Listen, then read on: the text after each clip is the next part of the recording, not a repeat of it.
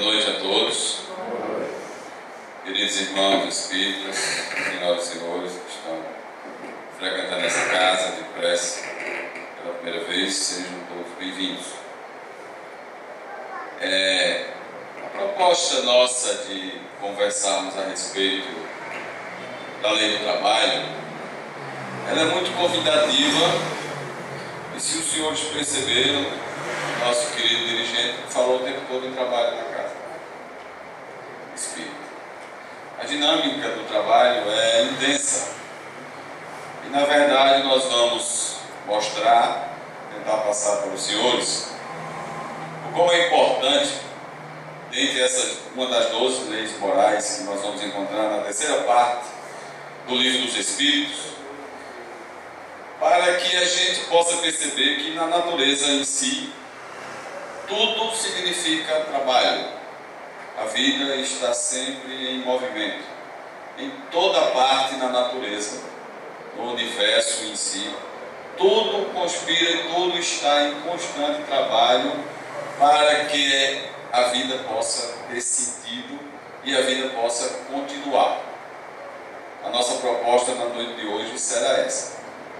Pedindo desculpa aos senhores porque não foi possível um data show para a gente ilustrar um pouco mais a nossa conversa na noite de hoje.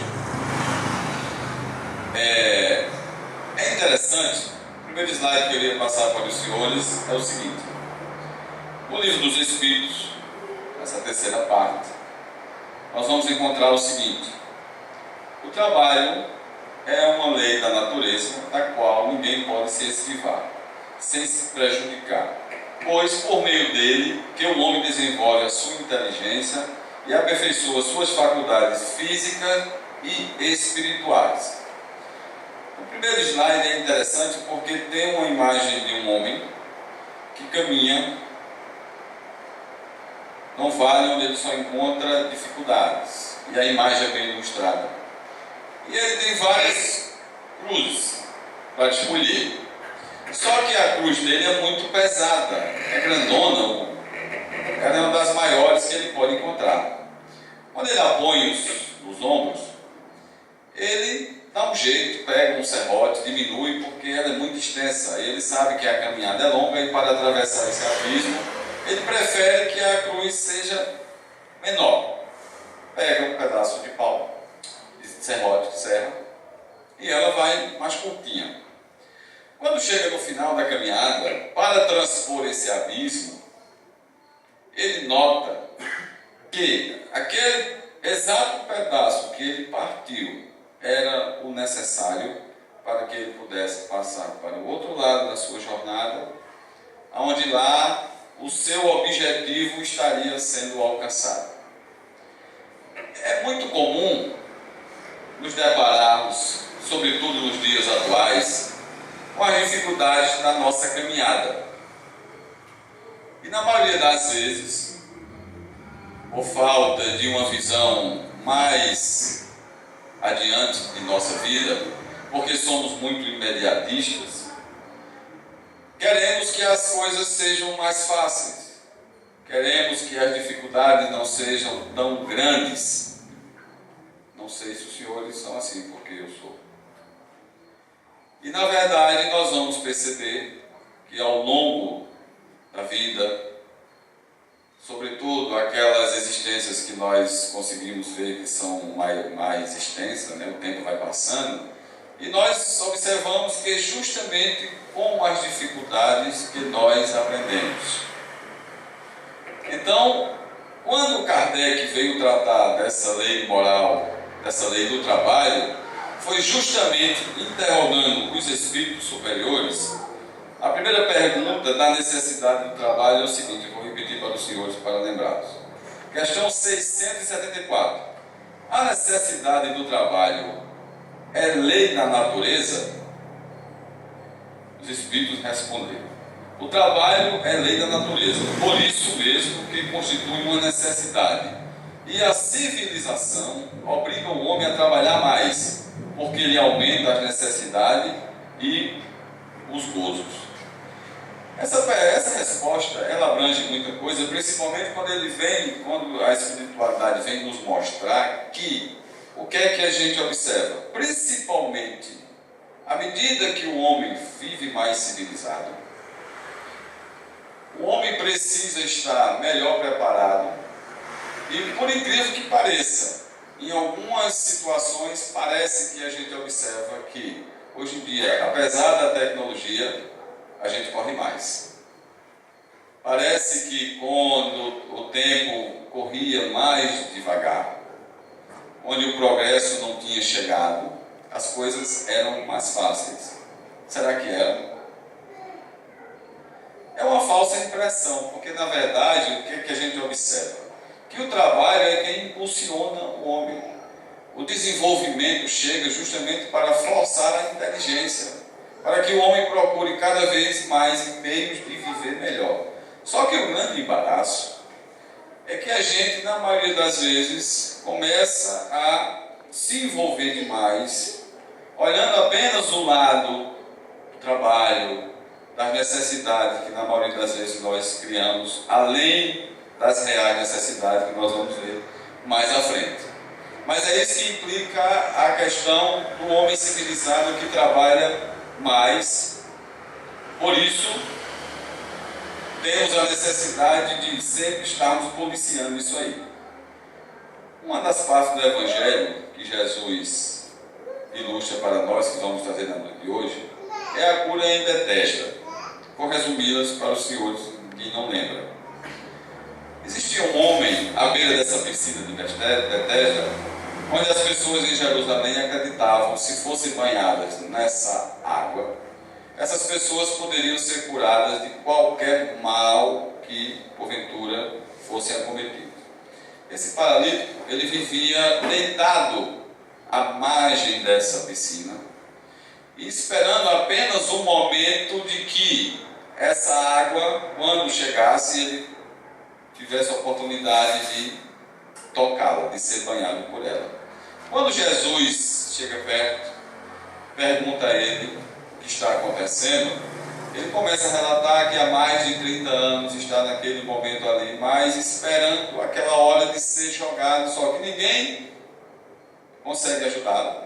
E ele, durante aquele momento todo o que se passou, está ali e até agora nada foi feito por ele. Jesus faz uma pergunta muito interessante. Pergunta se ele, na verdade, realmente quer ser curado. E ele diz que quer. Neste momento, Jesus manda que ele se levante e que vá em frente, que ele está curado. E assim acontece. É muito interessante, porque vários autores começam a analisar essa passagem e começam a trazer para nós várias situações e várias perguntas são feitas. E muitas vezes a gente observa isso no dia a dia e pergunta primeiro: por que esse homem passou esse tempo todinho ali na beira da piscina? Ele não podia, ele era tão impossibilitado de fazer qualquer movimento, que ao soar na primeira pancada de água ali, ele não podia se mexer, ele não poderia fazer qualquer movimento, e se arrastando e se arrastando. Não é difícil imaginar isso, porque assim, não sei se os senhores já viram, na internet hoje é muito comum, pessoas que só têm o tronco e a cabeça, e se movimentam. Vocês não já viram? Então a gente começa primeiro a perguntar: será que não tinha nenhuma possibilidade? Eu acho que essa passagem do Evangelho ela ilustra principalmente assim, que na maioria das vezes, se nós pararmos para observar, muitas coisas não acontecem em nossas vidas porque nós estamos muito acomodados. Concordam? Muitas situações poderiam ser revertidas se a gente tivesse uma conduta de que fizesse o seguinte: pelo menos tivéssemos a coragem de fazer o seguinte. Nós muitas vezes, principalmente nas nossas preces, o que é que a gente faz? A gente pede muito, agradece muito pouco. E muitas vezes, o que é que a gente quer? Que as coisas aconteçam de uma hora para outra como se fosse um milagre. Ganhar na Mega Sena. Era bom? O interessante é que a maioria das pessoas que pensam em ganhar na Mega Sena, sabe o que é que elas querem? Alguém arrisca? É comprar as coisas? Na maioria das vezes, 90% das pessoas que pensam em ganhar na Mega Sena é deixar de trabalhar. Então veja, se pensa, se imagina que se tendo uma riqueza, que aí é outra história mais longa, a primeira coisa que faria era sair numa viagem sem fim, como se isso fosse a solução de todos os problemas. Viver viajando de um canto para o outro, como se isso não trouxesse nenhuma preocupação, porque tem dinheiro para comprar tudo, para fazer tudo o que quiser, mas o trabalho é a última coisa a ser pensada. E aí nós começamos a observar que nós, a partir do momento que tivéssemos a oportunidade, a Mega Sena é só um exemplo, né? Mas tivéssemos a oportunidade de termos uma fortuna, e essa fortuna poderia impulsionar não só nossas vidas, mas de muitas pessoas, nós, a primeira atitude que tomaríamos era ficar totalmente na inércia. Vejam como somos ainda não atrasados. Eu não gosto da história atrasada. Atrapalhados. Quem fala muito isso é Nazareno Feitosa. Ele usa muito esse termo, somos atrapalhados. E é verdade. Ok?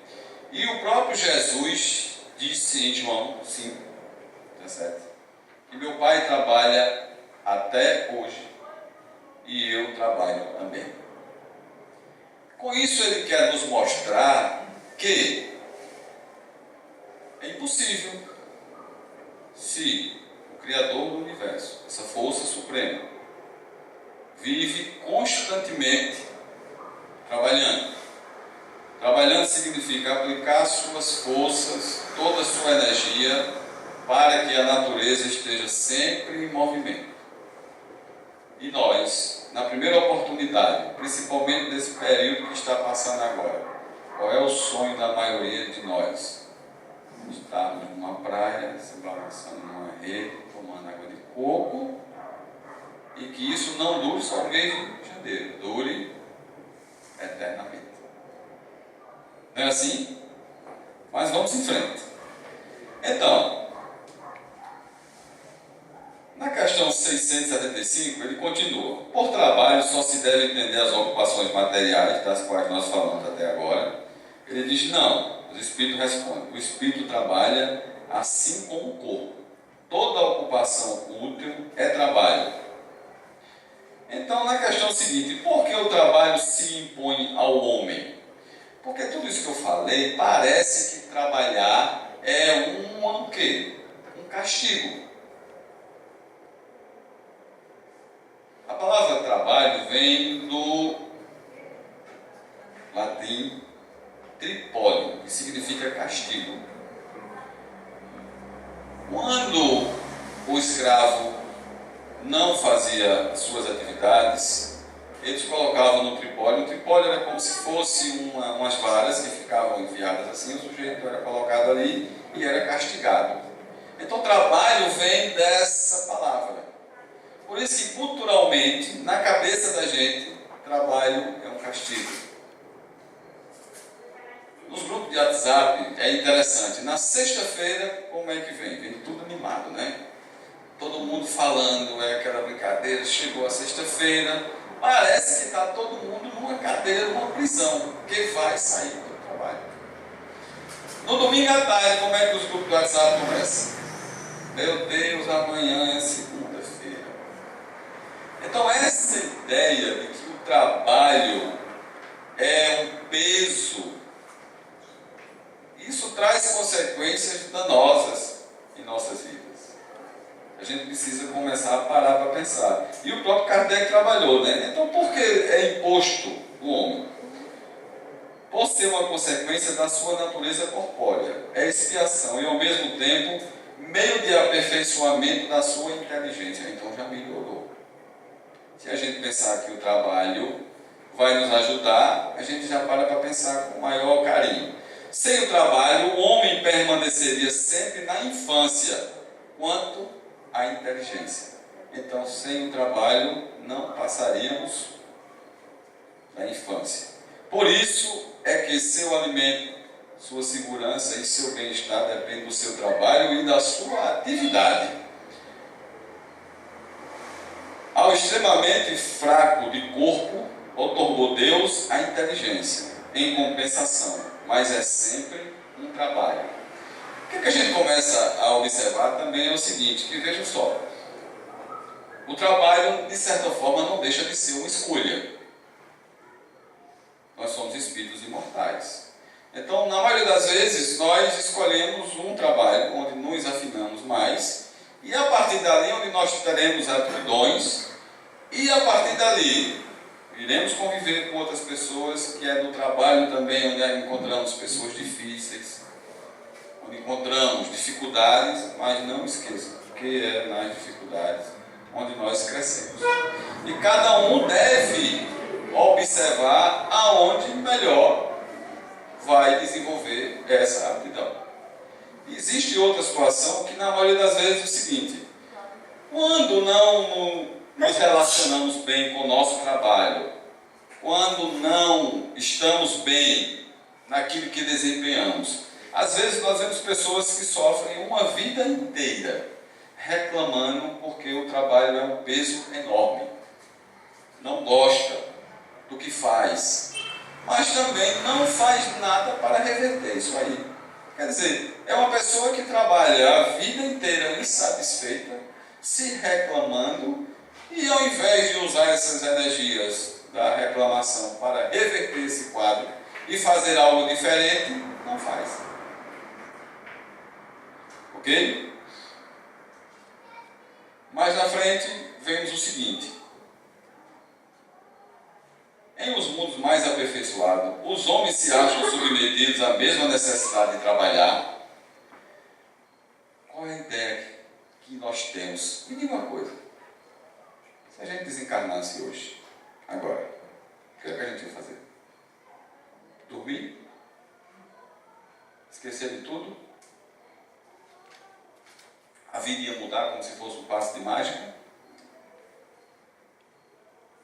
A mesma coisa é quando Kardec pergunta: sim, e nos mundos mais aperfeiçoados? Na espiritualidade ali, na espiritualidade superior, ou no mundo espiritual, o que é que a gente faria? Aí diz o seguinte, eles explicam: a natureza do trabalho está em relação com a natureza das necessidades. Quanto menos materiais são estas, menos material é o trabalho. Mas não deduzais daí que o homem se conserve inativo e inútil. A ociosidade seria um suplício em vez de ser um benefício. Os senhores, aqui acho que todo mundo trabalha, né? Pelo menos desenvolve alguma atividade útil. Tem algum adolescente ali que estuda. Estudar é uma forma de trabalhar. Eu passei o dia trabalhando hoje. Não foi? Eu passei o dia estudando. E estou aqui rindo, achando bom. O trabalho, quando ele é bem feito, quando ele é dignificante, ele não dá aquela sensação de cansaço, aquela sensação fatigante. Porque a sensação de um dever cumprido não tem preço. Os senhores já perceberam que no dia que a gente mais trabalha, no dia onde nós estamos no nosso emprego, no nosso trabalho, nas nossas atividades, aquele dia que a gente corre mais, que a gente é mais produtivo, é o dia que a gente chega mais tranquilo, cansado, não é verdade? Mas nós estamos mais satisfeitos. Imagine os senhores abrirem um comércio. Quem tem comércio aqui é o seguinte: chega lá às 8 horas da manhã, abre o comércio. 10 horas, não chegou ninguém. Ele está sentado na cadeira. Era para estar descansado, não era? Não faz nada. Como é que ele está? Estressado. Meio-dia, quando vai para casa, fechou, não chegou uma pessoa, ele não conseguiu fazer nada. Se for o dia todo, ele não fez nada. Ele chega em casa acabado, arrasado. Psicologicamente, ele está um trapo. Mas ele não fez nada. Ele ficou ocioso. E a ociosidade vai lhe trazer sérios problemas. Sabe o que é que Joana de Anjos nos diz? Vou dizer aos senhores.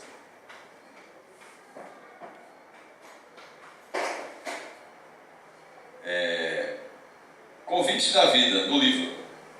O trabalho é sempre veículo de renovação, processo dignificante, em cujo exercício o homem se eleva, elevando a humanidade com ele. Seja quais forem as tuas possibilidades sociais ou econômicas, trabalha. Trabalhando estarás menos vulnerável à agressão dos males ou à leviandade dos maus. O trabalho é mensagem de vida, colocada na direção da criatura para construir a felicidade que todos perseguimos. Então, à medida que nós estamos desempenhando nossas atividades, estamos contribuindo para que as pessoas que estejam ao nosso redor possam se sentir alegres, satisfeitas por estar trabalhando conosco. Iremos criar um ambiente onde nossa mente não estará ociosa. Nós não vamos dar espaço a pensamentos maus. E estaremos contribuindo, cada um dentro das suas possibilidades. E nós vamos ver mais na frente que não é tudo pode ser útil, dependendo das forças que você empregue naquilo que você esteja fazendo. Tá certo? Baseado nisso, na questão 680, Kardec pergunta: não há homens que se encontram impossibilitados de trabalhar no que quer que seja e cuja existência é, portanto, inútil? Os bons espíritos respondem: Deus é justo e, pois, só condena aquele que voluntariamente tornou inútil a sua existência, porquanto esse vive às expensas do trabalho dos outros. Ele quer que cada um seja útil, de acordo com as suas faculdades. Os espíritos superiores vêm dizer justamente isso, que você tem que fazer. Sempre existe uma possibilidade de ser útil. Agora, é aquilo que eu falei. Na maioria das vezes, nós temos uma cultura que o trabalho é uma punição e somos educados dessa forma. Mas na frente, quando Kardec vem falar do limite do trabalho e do repouso, ele fala exatamente da questão da educação. E nós vamos entender que, na maioria das vezes, nós somos conduzidos a pensar que trabalho é punição porque somos educados dessa forma. Se os senhores... Eu achei interessante porque eu li uma série histórica daquele... falando da vinda, desde a vinda, da história do Brasil, depois da vinda de Dom Pedro, Laurentino Gomes. Ele fala de 1808 até a Velha República, a Nova República. É interessante, são 3 volumes. O que eu achei mais interessante, não sei se os senhores sabem, mas nós somos um dos últimos países a acabar com a escravidão no mundo. E o que me chocou era como a forma que os escravos eram tratados no Brasil. Mas existia uma cultura no Rio de Janeiro, principalmente nessa época. Sabe qual era o sonho de todo mundo no Rio de Janeiro, de todo homem? Era ter um escravo. Era trabalhar para comprar um escravo. E o sujeito ficar em casa, se balançando numa rede, e o escravo trabalhando para ele na rua para dar o sustento a ele. Quem sabe como estavam nessa época? Né? Então é cultura, é cultural. É cultural. E a gente entende que eu acho que não existe outro país no mundo para ter mais seriado do que o Brasil. Isso vem de onde? Desde muito tempo. Então é a cultura do fazer muito pouco que vai sendo disseminada ao longo dos tempos, filhos ao longo das existências, vamos dizer assim, e a gente traz aquilo enraizado do inconsciente e sem se dar conta. Mas nós temos que trabalhar, por isso que estamos aqui para isso, temos que trabalhar para isso. Na questão 681, Kardec pergunta: a lei da natureza impõe aos filhos a obrigação de trabalharem para seus pais? Pergunta interessante, né? Certamente, do mesmo modo que os pais têm que trabalhar para seus filhos. Por isso que Deus fez do amor filial e do amor paterno um sentimento natural. Foi para que, por essa afeição recíproca, os membros da família se sentissem impelidos a ajudarem-se mutuamente, porque, aliás, com muita frequência se esquece na vossa sociedade atual. Aqui Kardec aproveitou para dar uma puxada de orelha, né? Para justamente essa relação entre pais e filhos, essa questão da obrigação, do trabalho em família, quem que tem responsabilidade para com quem em determinadas épocas. Muito interessante essa questão aí. Então vejam só, mas existe uma questão que aí nós vamos observar e vamos nos perguntar: sim, mas se nós trabalhamos, o que é necessidade e o que não é necessidade? Em Eclesiastes 2:24 diz o seguinte: não há nada melhor para o homem do que comer e beber e fazer com que sua alma goze do bem do seu trabalho. Também vi que isto vem da mão de Deus. Não tem nenhum mal em nós trabalharmos e queremos dar para a nossa família tudo aquilo que estiver ao nosso alcance. Porém, de forma honesta, de forma em que nós não exploremos, aí é outro fator, a capacidade dos outros, nada de mal estaremos fazendo, é natural. Até porque, às vezes, eu acho que no movimento espírita, não sei se os senhores já perceberam, em algumas situações pode existir uma ideia que às vezes já povoa a minha cabeça. Talvez, por questão de outras religiões, às vezes a gente acha que é diferente ser humilde e viver na miséria. Às vezes, a gente, se você observar, imaginemos que o espírita começa a olhar para outra e dizer assim: não, eu não preciso, de roupa nova, eu preciso de uma roupa qualquer. Por quê? Se eu uso uma roupa nova e o meu irmão que está ali do meu lado não tem uma roupa para vestir, eu não estou usando de caridade para com isso. Será que é uma visão correta? Então daqui a pouco vai andar tudo maltrapilho, né? As roupas rasgadas, amarrotadas. Então essa visão, não é isso que vai fazer com que você seja um homem que trabalhe com dignidade, que esteja contribuindo. Você vai ser mais um maltrapilho na história. Então nós temos que usar os nossos recursos para que esses recursos sejam usados para o bem daqueles que estão ao nosso redor. Então daqui a pouco quer dizer o seguinte: ó, você falar no microfone no centro espírita é um luxo, porque o dinheiro de um microfone desse dá para comprar quantas cestas básicas? Não, você tem que falar sem o microfone. Então assim, tem determinadas ideias, tem determinadas situações que às vezes nós nos questionamos, e a questão do material, nós não devemos esquecer que estamos no mundo material.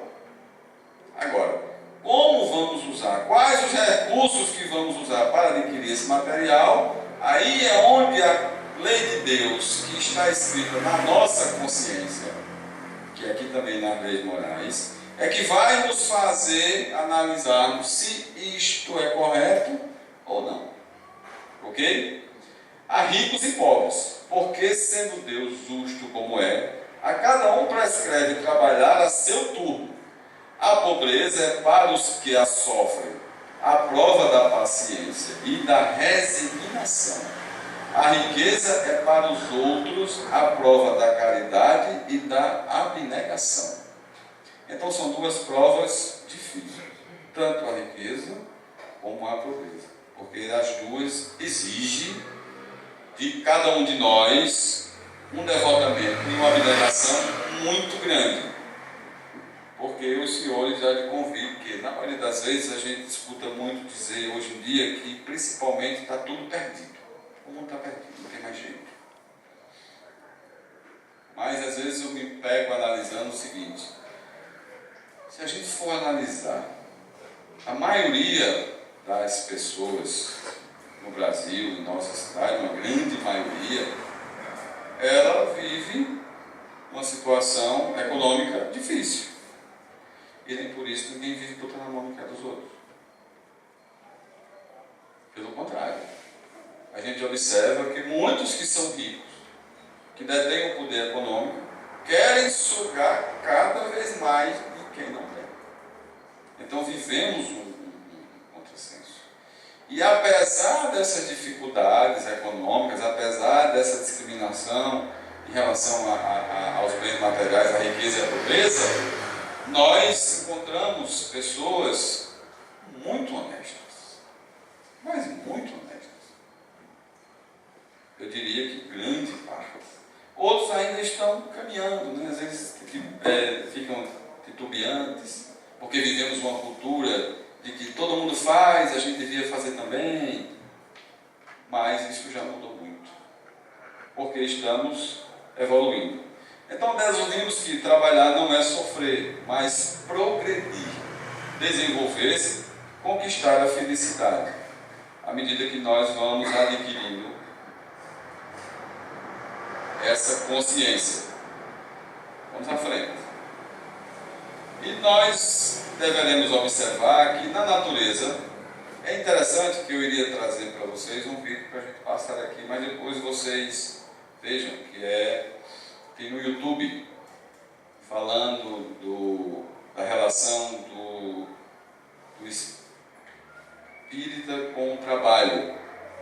E é uma poesia de Khalil Gibran. É bem interessante, é bem ilustrado. Eu ia passar aqui para a gente ver, mas depois vocês dêem uma olhada. Então, se nós não trabalhamos, nós vamos viver o vício da preguiça.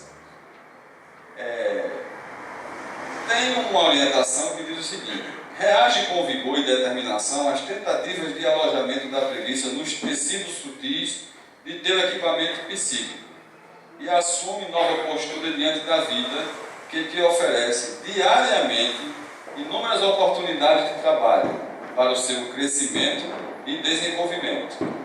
Nisso, nós vamos observar que, na questão da cura de Betesda, eu lhes falei, é interessante porque Jesus aproveitou aquela oportunidade para mostrar que aquele indivíduo que estava naquela situação ali, ele poderia ter várias oportunidades.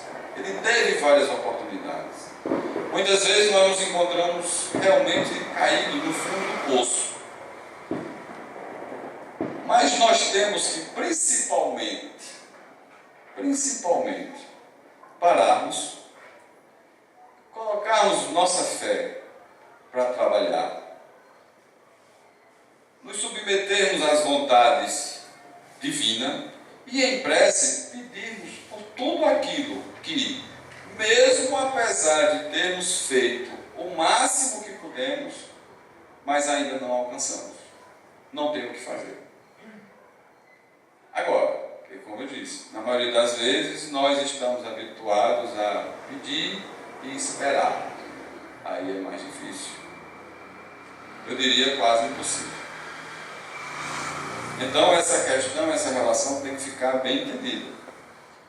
Então a visão do trabalho no plano físico, como eu lhes falei, é essa. Então, existe outra observação aqui, viu? Fixação mental de que o trabalho é algo ruim. Como nós podemos sair dessa fixação aqui que nós estamos falando?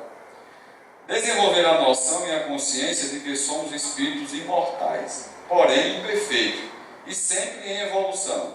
Vai facilitar o nosso entendimento de que o trabalho é uma ferramenta de progresso material, mental e espiritual. Então é interessante que, veja bem, à medida que nós estamos e temos a oportunidade de ter uma visão diferente das coisas, porque, como dizia Ferreirinha, eu nunca esqueço disso, nós nem somos os melhores, nem somos os melhores. Ele sempre falava, gostava de falar isso. Só existe uma diferença de nós para os outros. Nós somos os mais instruídos. Então nós temos recursos para colocarmos em prática. Então, na verdade, nós precisamos entender que, como lhes falei, se existe a possibilidade da gente mudar nosso ambiente de si, nosso ambiente de trabalho, por que nós iremos permanecer viciados com esse pensamento, alimentando essa dificuldade de sairmos desse tipo de trabalho, encararmos, porque temos várias oportunidades. Não é possível que você seja um professor, deteste para a sala de aula e passe a vida inteira numa sala de aula. Vai para a secretaria da escola. Se não gosta da escola, sai da escola. Mas, na maioria das vezes, estamos o tempo inteiro reclamando, não colocando nossos potenciais para fora. E no Evangelho segundo o Espiritismo, no capítulo 25, nós vamos encontrar o seguinte: o trabalho está diretamente ligado ao progresso. Do ponto de vista terreno, a máxima, buscai e achareis, é análogo a outra, ajuda-te e o céu te ajudará. É o princípio da lei do trabalho e, por conseguinte, da lei do progresso, porque este é filho do trabalho e porque o trabalho aciona as forças da inteligência. Então, na medida que nós deveremos usar nossa capacidade de sair das situações difíceis. Agora, se não, muitas vezes eu já ouvi uma explicação muito lógica a partir da visão espírita. Eu vi Nazareno Feitosa falando no seguinte, que existia um homem deficiente visual e que em Fortaleza, ele, todos os dias, ele estava numa praça tocando um acordeon. E ficava ali, tocando, e as pessoas que passavam iam dando alguma coisa a ele. E a gente às vezes já se deparou com uma situação parecida como essa, né? Mas, na maioria das vezes, a gente pode passar e dizer: o que esse homem está fazendo aí? Todo dia tocando esse acordeon. Não é uma coisa inútil, não. Ele não sabe fazer outra coisa, não. Será que ele não poderia fazer outra coisa? Alguém toca algum instrumento aqui? Já tentou aprender? Já viu a dificuldade que é tocar um instrumento? O tempo que você precisa se dedicar para fazer aquilo ali? As horas de estudo que são necessárias?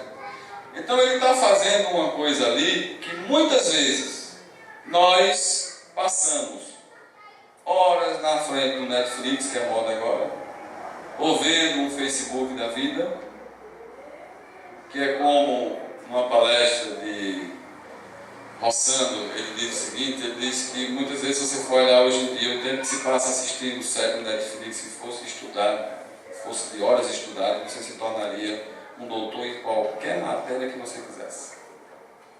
Então, o que uma pessoa daquela ali, por dificuldade, ele está fazendo aquilo ali, muitas vezes sem se reclamar, tocando aquele acordeão dele ali. Às vezes a gente não tem paciência de passar meia hora fazendo uma atividade para sair de uma inércia ou mudar de uma profissão que não gosta. E esquecemos que somos espíritos imortais. Na próxima encarnação eu já sei o que é você de novo.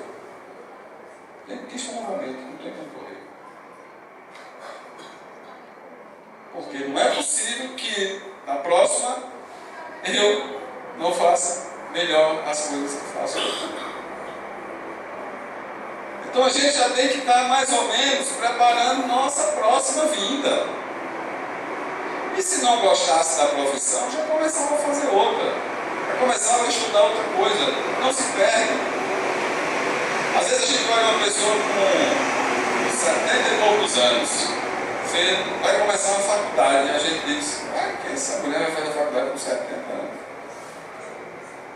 A gente olha assim, né? Nem tem coragem de fazer o que ela está fazendo e acha que vai ser inútil aquilo ali. Será que vai ser? Eu acho interessante, eu me lembro exatamente de uma pessoa, não sei se vocês conheceram Luzia Arruda aqui, né? Luzia ensinou muitos anos no colégio, foi minha professora. Eu achei interessante porque depois que aconteceu o caso com o filho dela, ela foi estudar direito. E pouco tempo depois desencarnou. Não foi assim? Não. Foi perdido? Quem sabe ela vai voltar uma advogada da próxima. Então, na verdade, é uma visão que a gente começa a perceber que o trabalho, com essa visão de espiritual, não existe ociosidade no universo. Às vezes a gente se depara numa vista muito interessante. Eu admiro muitas vezes quando você chega, aqui é mais difícil, né? Mas às vezes é muito bonito, você chega numa área onde ali passou um lago, ou ainda passa um lago correndo, um rio, por muitos e muitos anos. As pedras de baixo, o cascalho que você vê, os seixos, são lindos, não são? A natureza levou quantos anos para fazer aquilo ali? Para a gente apreciar uma natureza daquele jeito. O sol todo dia nasce naquela mesma posição. Parece até uma chatice, né? Ele vai, o pessimista vê assim, não vê? Esse sol sai todo dia desse lado para esse. Ele não podia fazer a volta contrária, não, porque a gente é assim, né? A gente às vezes pega em frente, está na praia, aquela vista linda, aquela água bonita, né? Aquela pancada das ondas. O que a gente pensa logo? Ao invés de apreciar a beleza, a gente diz logo, não podia ser doce? A gente tem sempre uma pitada de mau gosto para botar nas coisas. E ao invés de apreciar, de aproveitar, de analisar, de parar para ver, dentro de um oceano desse, à medida que você vai saindo de onde nós estamos, dessa areia, as atividades que se processam num ambiente como esse, a gente não tem noção. A nossa mente não consegue captar uma profundeza daquilo ali. Isso é uma coisa limitada.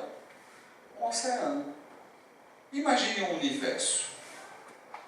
Nossa mente ainda é muito pequena, nós estamos começando agora, nós estamos tendo a oportunidade de parar para refletir a respeito dessas coisas.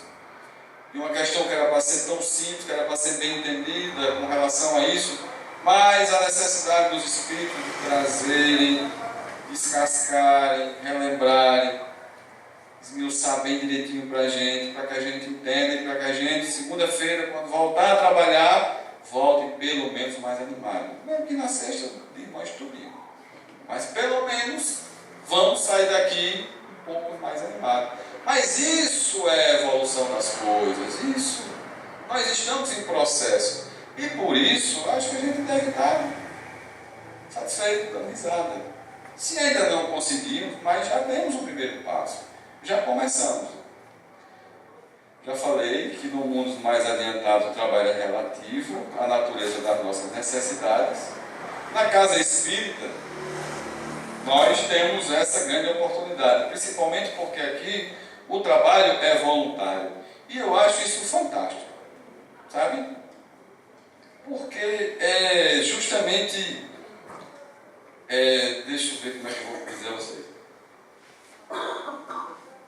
No meu modo de ver, no meu modo de pensar, é aquela coisa.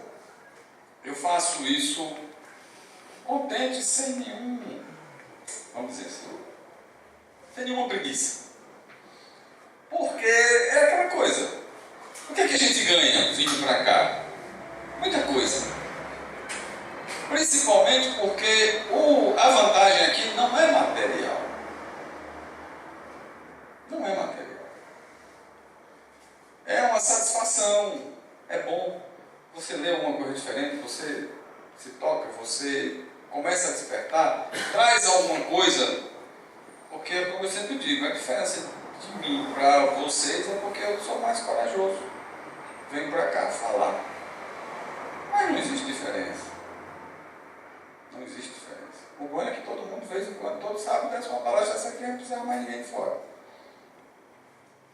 Mas é apenas isso, porque cada um trabalha, tem campanha do quilo, e eu já fiz de tudo na casa espírita. Já fui para a campanha do quilo, já venho, começo a falar aqui, já participei de época. Quer dizer, tudo ao seu tempo, da melhor maneira. Porque é outra coisa que eu acho que é fantástico. Isso nós começamos a observar porque é uma questão de consciência. Venha se quiser. Não venha pensando que, mas se eu não for, né, vou para o inferno. Inferno não, para o umbral, aqui é umbral, aqui não é inferno. Mas se eu não fizer isso, vamos acabar com isso. Vamos acabar com essa história. Não, mas se eu não for uma reunião nesse sábado, o que é que acontece? Eu vou atrair quem não presta. Será que é assim? Então nós temos que ver, né, que através do trabalho, o qual não decorre troca nem permuta de remuneração, o espírito se modifica, crescendo no sentido moral e espiritual. Através da autodoação consegue se superar e revela-se instrumento da misericórdia divina na construção da felicidade para todos. Eu não sabia que era tão importante assim. Todos nós somos. Porque somente o nosso trabalho coletivo pode engrandecer ou destruir o organismo social. E somente o organismo social pode tornar os indivíduos grandes ou miseráveis. Existe a questão também da lei de repouso, que nós sabemos,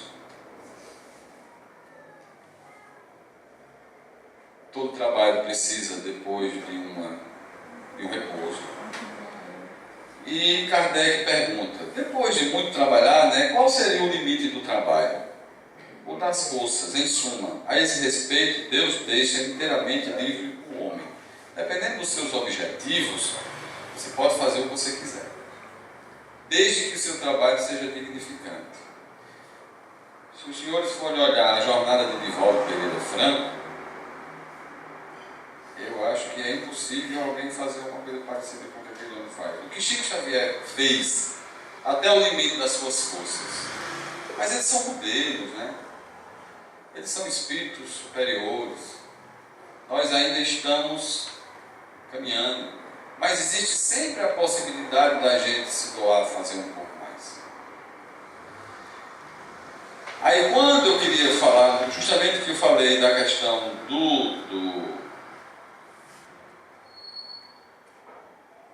da educação, Kardec vem dizer o seguinte aqui, me permitam ler essa parte aqui.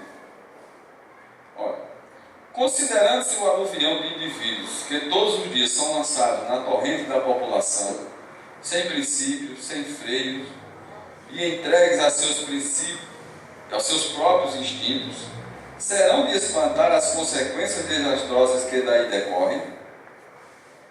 Quando essa arte for conhecida, compreendida e praticada, a questão da educação e dos hábitos adquiridos, o homem terá no mundo hábitos de ordem e de previdência para consigo mesmo e para com os seus, de respeito a tudo que é respeitável, hábitos que lhe permitirão atravessar menos penosamente os maus dias inevitáveis. A desordem e a imprevidência são duas chagas que só uma educação bem entendida pode curar. Esse é o ponto de partida, o elemento real do bem-estar, o penhor da segurança de todos. Educação. E o que é que nós estamos fazendo e o que é que a doutrina começa a fazer? Nos instruir. Nos dar meios de tornarmos essas possibilidades que nós temos, através da educação, nos melhorarmos. E só para encerrar, eu achei interessante essa parte de Leon Denis, porque quando ele fala, no livro, vocês estão vendo, o problema do ser o destinador, é fantástico. Quando ele fala das missões à vida superior, eu vou ler só essa parte aqui para a gente encerrar. Estou na hora, estou lendo.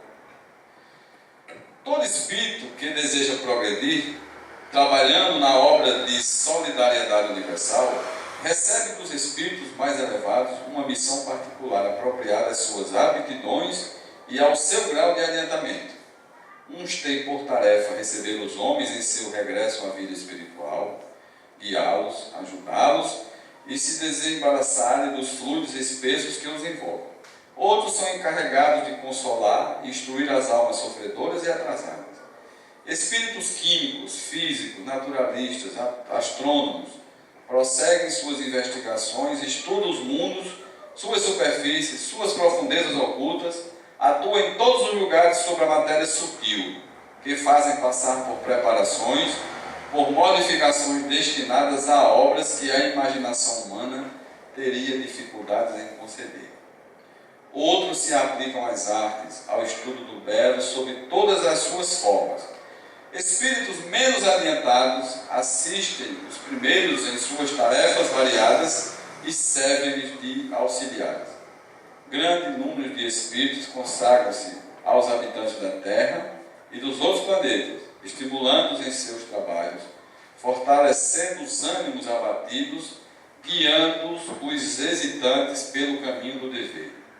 Aqueles que exercem a medicina e possuem o segredo dos fluidos, curativos reparadores, ocupam-se mais especialmente do doente. Bela dentre todas as missões, bela de todas é a missão dos Espíritos de Luz. Descem dos espaços celestes para trazer às humanidades os tesouros da sua ciência, da sua sabedoria e do seu amor.